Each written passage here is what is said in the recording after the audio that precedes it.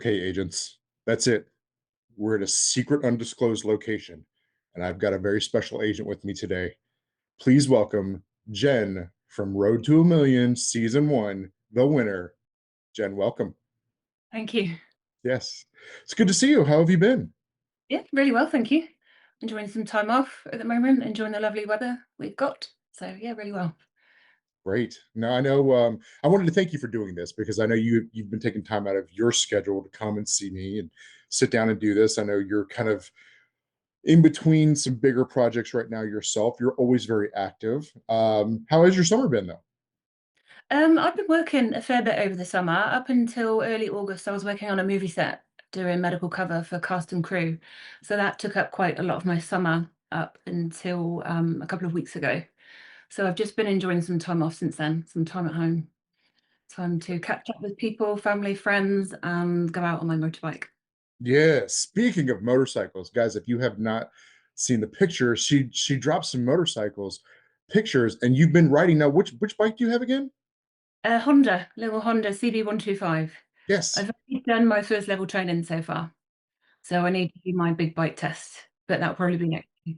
And I know you and I have talked about that. Like, I'm really wanting to get my first motorcycle. I keep wanting to get, Yeah. uh, I want a scrambler so bad, but I know it's too much to start with. I know it is one of the big 1200s from No Time to Die. Oh, yeah. Yeah, I went and sat on one. I can barely touch the ground. Do it, just start small. Yeah. You'll love it. So basically, what you're saying is you're a bad influence on me, and you're the girl that my mom warned me Possibly. about. I love it. I love it. All right. So we're going to get into some questions here. Today, we're talking about, as I'm sure everybody knows at home, we're going to be talking about season 2 of 007 Road to a Million. Now, Jen, obviously, you won season 1, had your great experience with that. As I'm sure you know, though, fans only get to see the final cut of the show on screen. But I really want to hear from you. How did your experience off camera compare to what we saw in the final edit? And were there any moments of just like pure chaos or like funny challenges with cameramen like right in your face where that didn't make the final show? Well, our experience was a lot more stressful than what is even seen on the show. Mm, It's Yeah, there's a lot of pressure on you. So when I was watching the contestants on this latest season looking really nervous and anxious, I could completely empathize with how they were feeling because that's exactly how you feel. You feel so sick with nerves, you're just shaking. It's just, I think you put a lot of pressure on yourself, and just because there's so much riding on it as well, you just don't want to get things wrong. Yeah, it's very stressful, just the whole experience. Even though it's fun, it's just you put a lot of pressure on yourself. So I think probably the most time of chaos I've already talked about before in previous interviews was when I had a panic attack with a leaking scuba dive mask. That was about yes. 10 feet underwater. That was my worst experience on the show because the mask was leaking. I couldn't equalize. The water kept coming in. I'd go down. They kept filling up with water. It was awful. And so I just started hyperventilating, had to go back to the surface, try and calm down. So that was really difficult, really difficult. Oh, yeah. I remember our conversation about that, and that's wild. To even relive that, I can imagine that just kind of gets your heart going even a little bit. Yeah, it was horrible. So watching the contestants do their scuba dive, I was looking at their gear going, oh, they've got amazing scuba gear. I was so jealous because they could talk to each other, they had decent masks. I thought, well, at least that makes it easier because if you've got gear that's not working, then it makes it so much harder. Yeah. But I could empathize with them on the nerves of that challenge because still it's difficult, really difficult. Yeah. But apart from that, I don't think there was too much times of chaos. I think it was, really well managed. Yeah. Uh, Were there any shenanigans with like, did you have challenges with like the cameramen being like right there on top of you sometimes, or were they not on top of you? yeah, so when I did the rope climb in Turkey, when I had to commando crawl down the rope, That was so intense. Like I remember watching like, that. yeah, really, really close. He was, I can't remember, he must have been on, yes, he had a separate rope. No, he must have been on the same rope with me because he was literally next to me at some points. So yeah, the camera gets really close, but you get used to it after a while. They have drones as well that get some of the shots too, right? Yeah. Yeah. And I guess the question, because sometimes I see some of the camera angles and I look and I go, Are they doing this twice to get different shots? Yeah, yeah. They So so you do? yeah, the rope climb I did 3 times. Wow, okay. So Yeah, that's something that I mean, it makes sense from a production standpoint that they would ask you to do that so they can get multiple shots, but yeah. that's gotta wear you out. Yeah, it was exhausting, absolutely exhausting. They took all the strength I had, and I think the only reason I was able to do it was because, I was quite fit at that time, and I'd been in the gym doing pull-ups and a lot of upper body training. I Mm, think if I hadn't had that strength, there was no way I could do it because it was so physically difficult to, pull myself back up onto that building, even with Beth pulling me on the rope as well, yeah. using all her strength, so my weight and the briefcase trying to get uphill onto the, building, really difficult. Well, and thankfully you had Beth. I was so glad I got to meet you both last year in London. Yeah. She is such a sweetheart. So I'm Beth. I may have done a little tiny show called 007 Road to Million, but I've been recently working with a team in Kenya for running for Rangers and Save for Rhinos International. So we are super, super keen for any sponsorship, any support, anything you can do to help them to improve lives, the way that they work with people. This is kind of shining a different light for people who are watching this show, having a better understanding of what's really going on behind the scenes. Mm, mm.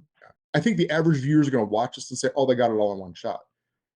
As to where someone maybe like myself, or obviously you were involved within it, I'm watching the show and I'm literally like rewinding, play, taking notes, rewinding, play, taking notes. So I mean, I'm really diving in and I'm catching those little camera differences going, wait a minute, Yeah, she or he already stepped that way or moved left, or wait, that car was behind this car just a yeah, second ago. And I'm catching those little details because I am rewinding and playing and rewinding. So when you see those breaks in continuity, it leads you to believe, wait a minute, they really did put you guys through the ringer. yeah. I think before doing this show, I would have thought that too. It wouldn't have occurred to me that it was filmed more than once. But after getting some involvement in TV and now film, you see how things are made and how many different shots are needed. And yeah, there's always more than one. So, so yeah, that also made the challenges hard because there's a lot more filming than what you see. Way, way more.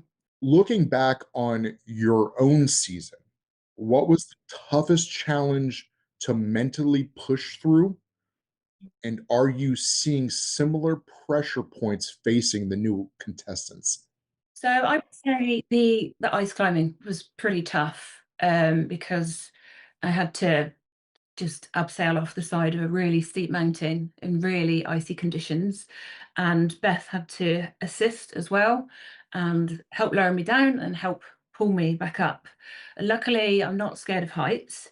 Otherwise, that would have been really, really difficult. For someone scared of heights, I think it would have been pretty much impossible. So it's only because I'm not scared of heights that I could do it without too many problems. But for Beth, one of her fears is heights. So for her, that was difficult as well. And that also again took a lot of strength to get back up the mountain as well. I had to ice climb back up with the 2 ice axes.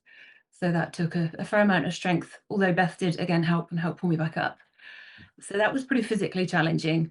So I think looking at this season, I'm thinking of the challenges we did. So, you know, the rope climb, the ice climb. I don't think the contestants have been as physically challenged this year. I think it seems to be more mental challenges. It's more puzzles, figuring things out. It's more James Bondy though, I think in that way. So there was a lot more range of different skills involved, I thought, which I think is a lot fairer.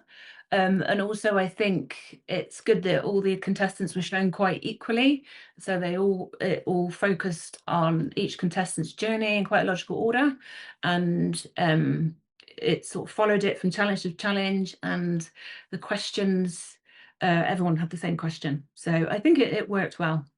And I think that goes with the formatting. It was just a better format for the contestants as far as Yeah. like you kind of like you were saying, the line of questioning, following each one versus bouncing back and forth. Yeah, I think it's a lot easier to follow. as well. Everyone's doing the same bit at the same time, pretty much, and it makes a lot more sense. Whereas season one, it would be jumping backwards and forwards between different contestants doing different challenges at different times, and not even sometimes at the same level. So I much prefer this way. I think it's a lot easier to watch and make sense of. For some people, it is, and I'm not trying to like have a play on words here, but it is that fear factor, if you know Mm, what I mean, where it's, can I overcome this mental challenge mm, versus can I overcome a physical challenge? And I like that both are implemented, but I would definitely agree with you and say that this season they really have leaned more into the psychological aspect mm. Yes, versus the physical. And we're not definitely. getting into spoilers here too much, but I just wanted to kind of get your thought on that because I know from your perspective, you have a clear understanding of what the producers are saying to them in those moments and like how they're pushing the contestants to either be more physical or maybe give more of a performance aspect. Mhm. So I didn't know if there was, is there a standout moment that you've caught so far that isn't the final two episodes that really kind of jumped out to you and said, "Oh, I could see that being really tough." I think the one in Mexico, that looked quite stressful, Mhm. when they had to go through and the Day of the Dead, and Yeah, there was a lot of problem solving then, and I could imagine it being really hot, really busy, really noisy, stress levels. I think that would probably have been quite a challenge. So it's all of it is a lot more stressful than what you see on screen just because of the situation you're in.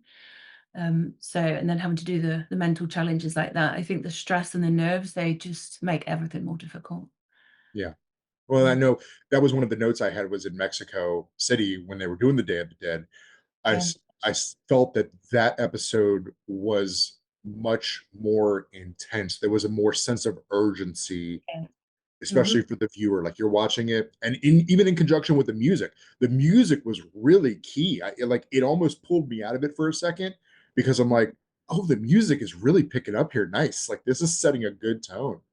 Mm. So, I was happy to see that. Now, obviously, you and Beth, your teammate, you guys have held the title of season 1 winners for over a year. Mhm. How does it feel watching season 2 unfold as the first champions of the show? I think it's really good. I was really happy for everyone. I think it's a really good season. I think it's really been improved. It's much more Bond-like. I think it will appeal to a much wider audience, and they all look like they had a great time. So I was really happy for them. I only wish that ours had been more Bond-like as well, with the music and the ability to reference Bond being shown. I think it looked a lot more fun. It's like I've told everybody who's watched season 1, and there's, of course, there's people who love it, and there's people who have the naysayers and the haters, and I tell Yeah, everybody, "Look, they had to start somewhere. They yeah, had to start somewhere. Whether you loved it or you hated it, it took off, it set the precedence, and mm, it set the example of like, okay, here's the baseline. Now let's yeah, move forward and grow from that. So I know I'm personally excited for season 3. I've enjoyed this season so far, yeah. and I did want to ask one last question though. If you could give one piece of advice to this season's contestants and teams after the show's over, because it is over at this point. I mean, obviously it's aired. Mhm. What is that piece of advice that you would give them in the aftermath? I would say if they were James Bond fans, which I would hope they are, if they applied to go on the show knowing it's a James Bond show, would be to join the James Bond community, join the clubs and get involved in events and things like that because it's lots of fun. Well, Jen, thank you again for being here. And when I get my motorcycle, you and we're going to figure out a way to go for a ride together. Yeah, for sure. Yes, absolutely. All right. Thank you so much for doing this. I'll see you soon. Okay. Okay, take care. With you.